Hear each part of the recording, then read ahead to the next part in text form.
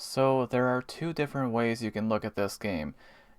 You can look at it and you can be frustrated because they were down 2-0 and they came back to tie it, and then they allowed a goal with 24 seconds left to lose. You can be frustrated, or you can kind of feel okay with this. And I'm going to be honest, I kind of feel okay about this. And you'll find out why as I go through my notes, but I'm actually kind of feeling okay with this loss today, even though you absolutely hate the way it ended as a Sen fan. Um, I don't know. I kind of feel okay about this one. So Saturday, December 13th, the Sens played their 31st game of the season against the Minnesota Wild. It was an afternoon start. It was a 2 o'clock p.m. Eastern start time, and this is the first meeting of the season between these two teams. So it was Levi Merlainen in net for the Sens and Jesper Wallstedt in net for the Wild. This guy is ridiculous, by the way. Newsflash if you didn't know that. Sens were 14, 12, and 4 coming into today, 8, 6, and 2 on the road, now 8, 7, and 2 on the road. And the Wild were 17, 9, and 5 coming in, 9, 3, and 4 at home. So they're a good team, man. They're a good team. They are stacked. They have a 10-game point streak at home and now 11-game point streak. So it is kind of ironic how their point streak at home goes to 11, because 11 is my favorite number. So that's kind of ironic how it gets to 11 against the Sens. But um, now, just want to say this right now. Quinn Hughes did not play today for Minnesota. I didn't think he would. I did upload a video earlier of my thoughts and opinion and my reaction on the Hughes trade, so feel free to go check that out if you wish. Um, yeah, I don't know. I'm just kind of feeling okay about this. Like, the Sens played well. There is one thing in this game. It's kind of an ongoing issue that we've seen with this team, and we'll get into it as I go through my notes. But yeah, I don't know. You got a solid team in Minnesota, and yeah, it sucks the way it ended, but I don't know. Again, I'm kind of feeling okay about this one. Alright, so let's go ahead and break down today's game and get into the stats. So the Sens fall to the Wild by a score of 3-2. The Sens are now 14, 13, and 4 on the season, which is not a good record, really. And Minnesota's 18, 9, and 5. Like I said, they're a good team, man. Like, they're third in the Central Division, and this team beat Colorado and Dallas this season, which not too many teams can say that. So again, you look at the stats and you might think, maybe the Sens should have won this, but should they? I don't know. Uh, Again, we'll get more into it as I go through my notes, but yeah, so looking at the stats here, the Sens outshoot them 35-25, and I gotta be honest, it didn't really feel like that. Face-off percentage, once again, the Sens do well, 58.1%, 41.9% for the Wild, and the power play, and you're gonna notice one of the ongoing issues that I mentioned. So power play was 2 for 4, which is great, right? 50%. Minnesota was 1 for 3, but this means the Sens, once again, did not score at even strength. It's one or the other, it seems, every single game. It's like either their special teams are good, the power play is good, and then they don't score at even strength, or it's the opposite, where they do score at even strength, but they don't score on the power play. We can never have both, it seems. So that's one issue right there. Penalty minutes were 15-13, Minnesota having the most. Hits were 30-21 in favor of the Sens. Block shots 19-7 in favor of the Wild. Giveaways 17 from the Sens, 16 for the Wild. And the takeaways were 5-4 in favor of the Sens. And these two teams will not meet again for quite a while, basically at the end of the season, April 4th in Ottawa. So again, I'm feeling kind of okay about this one. Again, you hate the way it ended if you're a Sens fan, obviously, but it just it just kind of worked out in the end. I feel like, I don't know. Maybe I'm looking at this game a lot differently than the average Sens fan. I don't know, but I just feel like it kind of worked out in the end. So we will get into my notes now. So about a minute and a half into the game, Greg takes a delay of game penalty. So I'm like, okay, this is a great way to start. but this actually ends up being a solid kill for the Sens. There were no shots on that power play for Minnesota. So there was a scramble play around the Minnesota net. The puck would stay out, but that could have been a goal right there. And the first Minnesota shot does not come until a little over 6 minutes into the game. So yeah, we're a little over 6 minutes in, and the shots are just 1-1. Like there's nothing going on, like at all. So I'm like, okay, this is good for the road team. I always feel like it favors the road team if it's like a low event game.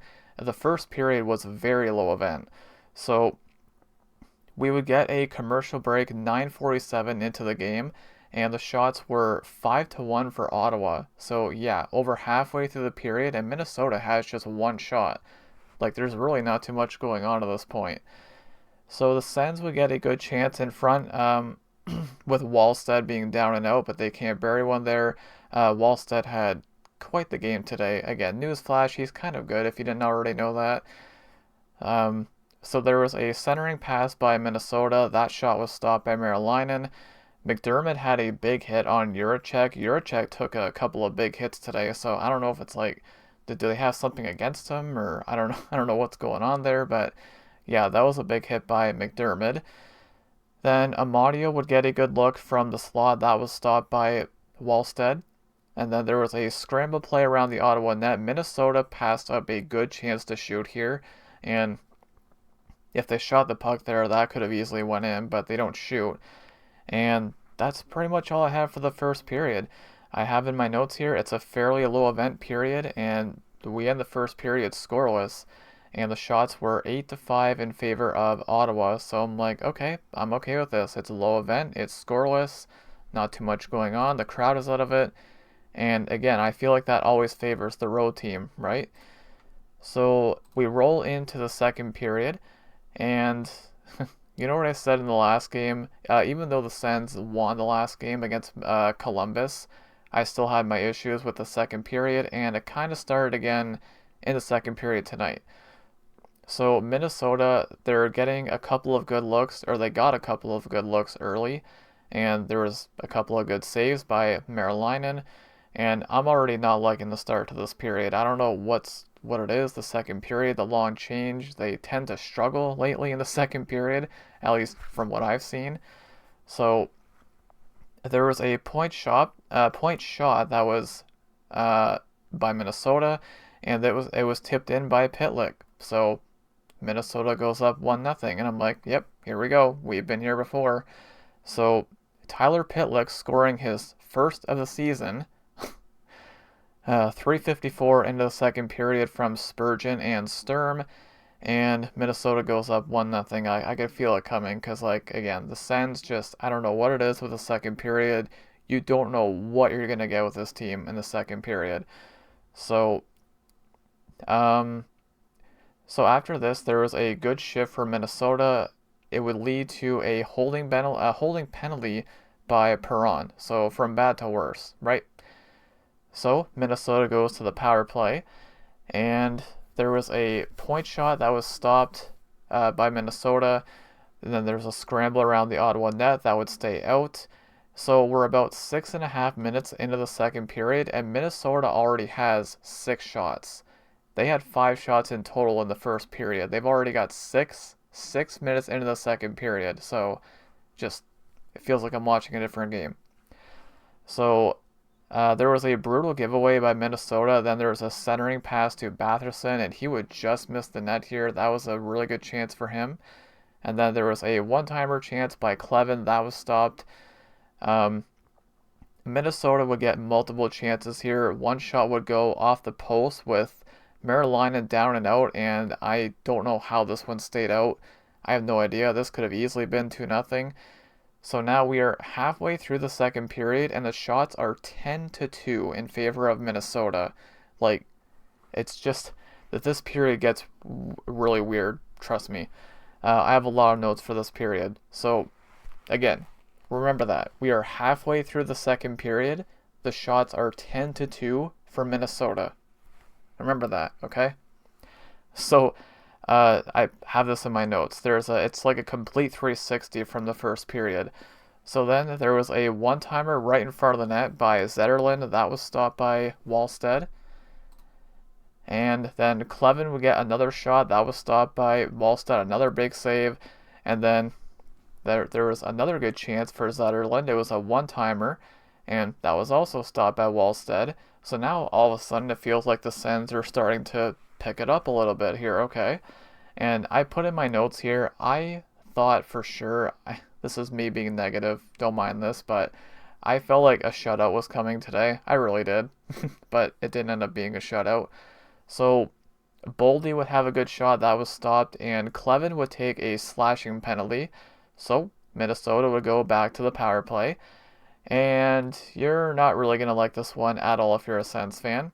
So Ottawa would get two-on-one breaks. They would get two of them, shorthanded, and neither go in. Okay. And then on this power play, there was a pass to who else but Hartman, and he would score. It was a tap in, wide open net. And I put in my notes like the second period just they suck. I don't know. I have not been a fan of the way they play in the second period lately. And of course, there's some bad blood between, Hartman and the Sens after what he did to Stützle last season. So, yeah, Hartman would score on the power play at the 16:02 mark from Johansson and Yurov. It's a power play goal, and Minnesota goes up 2-0. I just thought the game was over at that point. So, right after the goal, there was a breakaway for Minnesota. Okay, that's great. Great way to follow up a goal against. But that was stopped by Marilainen. And then shortly after that, there was another breakaway from Minnesota by Tarasenko. That was also stopped. Or actually, no. No, on the Tarasenko breakaway, this is the one where Clevin caught up to him and he prevented a shot. Yes. I don't know how Clevin was able to catch up to him, but like, come on, man. Like they just gave up a goal to go down 2-0, and then they give up two breakaways. Like, can you blame me for not liking their second periods lately? Oh boy. So then Amadio would make a strong play to the net and he would draw a holding penalty. So the Sens would go back to the power play. So there was a shot that was stopped and then the rebound was stopped as well. I think I didn't put down who the Sens player was. I think it was Kachuk. And then, while the Sens were on the power play, Minnesota would take a slashing penalty. So Ottawa gets a lengthy 5-on-3 power play for a minute 36. And I put in my notes, this is their chance. If they want any hope of coming back, they need to get one here. Because you got a minute and 36 of 5-on-3 time, and they do capitalize on it. So there was a shot by Sanderson that was stopped, and then there was another shot that was stopped, and then Stützle would end up scoring on the rebound. So yes, Stützle does score again. He's kind of been on a roll lately, which you like to see if you're a Sens fan. So this was a wide open net on a rebound. Yeah, Stützle scores on the rebound, wide open net. And I put in my notes here, like, it felt like nothing was ever going to go in today. But it took a wide open net on a rebound on a power play to score on Wallstedt. Like, again, this goalie he's crazy good. But the Sens do score on the power play very, very late in the second period at the 19:37 mark to make it 2-1. So Stützle scores his 15th of the season from Dylan Cousins and Batherson, and the Sens are down by 1. So then, right at the end of the period, we had a fight between Greg and Hartman, and this was a pretty spirited one. I don't know who got the win in this one, maybe Hartman, but I don't think any of us are that surprised to see this happen because, like I said earlier, given what happened last season between Hartman and Stützle, you can see why something like that would happen. So yeah, that was definitely a very spirited fight. It was literally right after the second period ended. That's when the fight happened. So, yeah, so we end the second period, and do not adjust your volume, but the shots in that second period were 18-16 for Ottawa. I'll repeat that. 18 to 16 were the shots in the second period for Ottawa. That is a lot of shots for one period. So you don't even see that in a whole game sometimes. So yeah, just a lot of shots. Both goalies played very well today. So yeah, so that's pretty much it for the second period, and then we roll on to the third period here. So the Wild are 13-0-3 when leading after two periods, make it 14-0-3 now. So I'm like, I mean, I just didn't think the Sens were coming back. So a little over a minute in, Urov would get a breakaway. That was stopped by Marilainen, so another breakaway. And then Dylan Cousins would make a strong play to the net. That was stopped by Wallstead.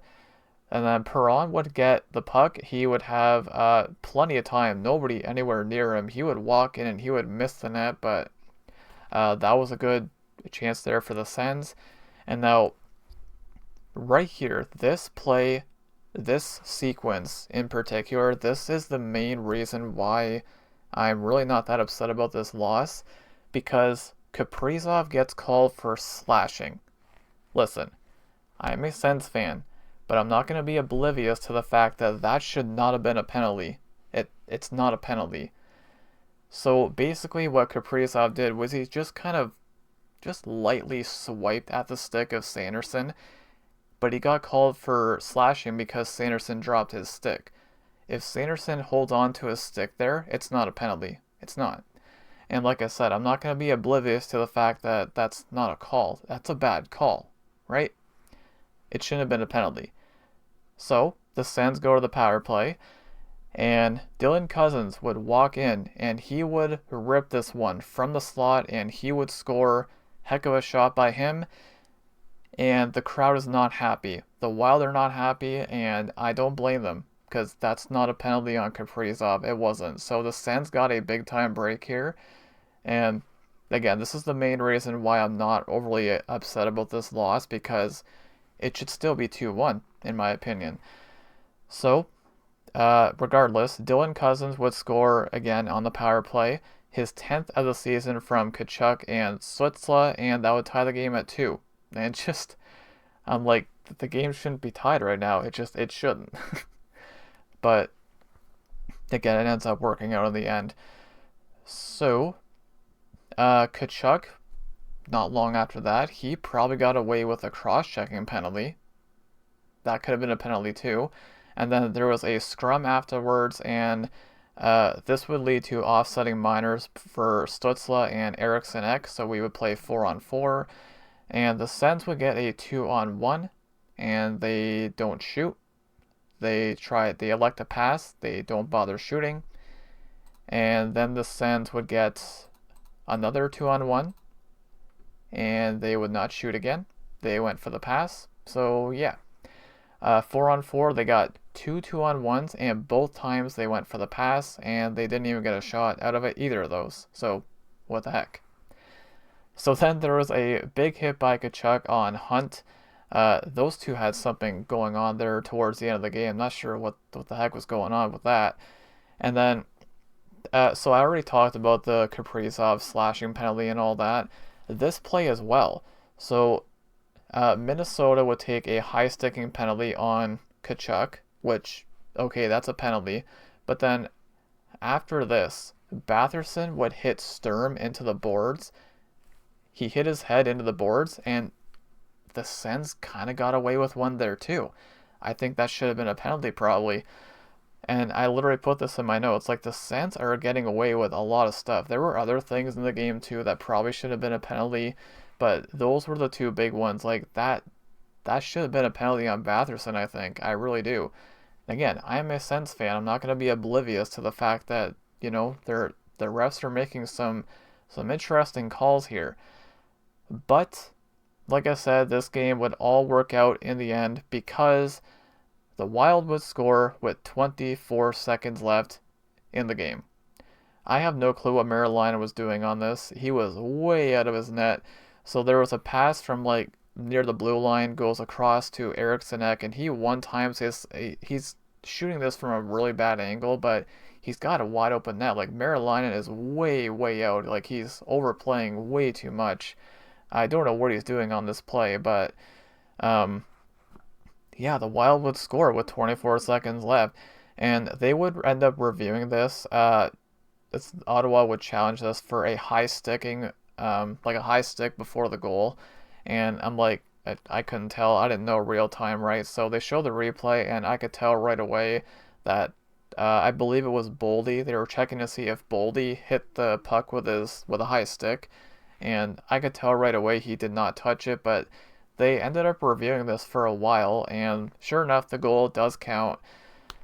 And that's, again, you can be frustrated because of how it ended like that, but I kind of feel like it works out in the end, right? Because, well, let me go ahead and finish off my notes here. So, Kaprizov would end up going for the empty net from his own end. He would miss, and this ends up being an icing with about 3 seconds left. The Sens don't do anything with it, so that's pretty much it. So the shots end up being apparently 10-4 in the third period for Ottawa. So yeah, I don't know.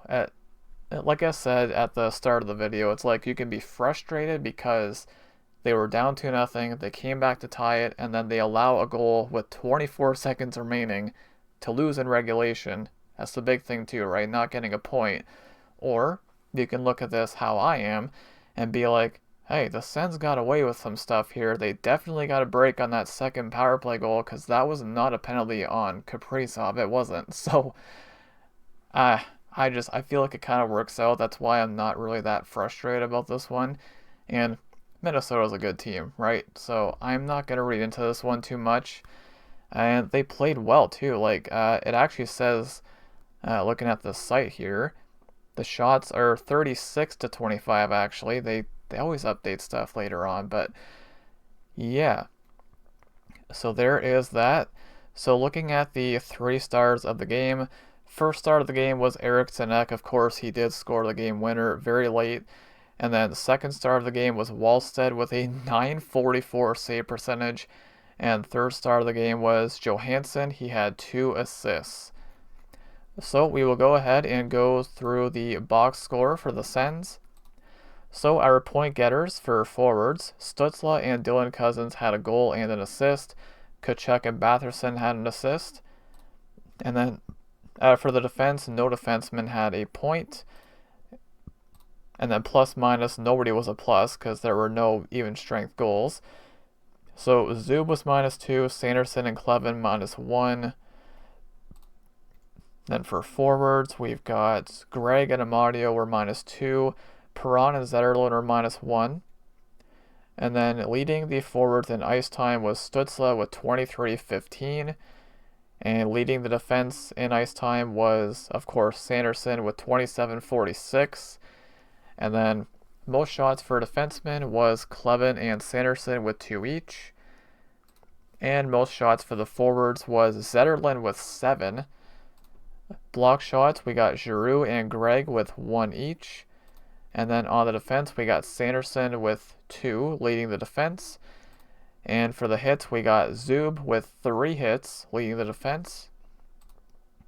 And then leading the forwards, we have a 3-way tie. We got Tkachuk, Stützle, and Zetterlund, all with 4 hits each.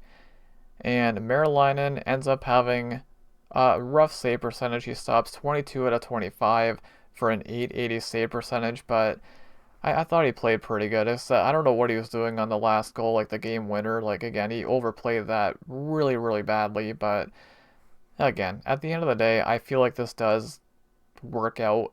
Like, everyone's happy. I mean, you're not happy if you're a Sens fan, obviously, but yeah, again, Minnesota's a good team. I did not expect a win against these guys, so I don't know. I'm kind of feeling okay about this one, surprisingly, so I don't know, call me crazy, but anyways, that is pretty much it for this one. So the Sens will be back at it on Monday, December 15th in Winnipeg. That's going to be a 7:30 p.m. start time. So a little bit of a different start time there. And that will be the first meeting of the season between those two teams. So let's go ahead and preview Winnipeg here real quickly. I know they've been struggling. They've really been struggling. Wow, did not realize they were this low. They are 14, 15, and 1. So 7 and 7 at home, 2, 7 and 1 in their last 10. They've lost 3 in a row. So obviously they don't have Hellebuck. That's kind of a major loss there. So yeah, we'll see how that one goes. Um, so that'll be the third and final game of a 3-game road trip here. And hey, if the Sens can pull that one out, they go 2-1 on the road trip. I'm gonna feel okay about it. And again, the game today, like I don't know, I kind of feel okay about it because like the Sens got away with some stuff. There were some weird calls, some weird non-calls, and what can I say? Wallstedt is he's quite the goalie. I think his record is like 10-1 and 2 or something like that on the season. It's crazy. He leads the league in shutouts, so it's like, you know, it was close, but what can you do, right? Minnesota's a good team. So anyways, that is pretty much it for this one, guys. So again, the Sens will be back at it on Monday in Winnipeg, 7:30 p.m. Eastern start time. But I'm going to wrap it up here, guys. Thank you all so much for watching, and go Sens go.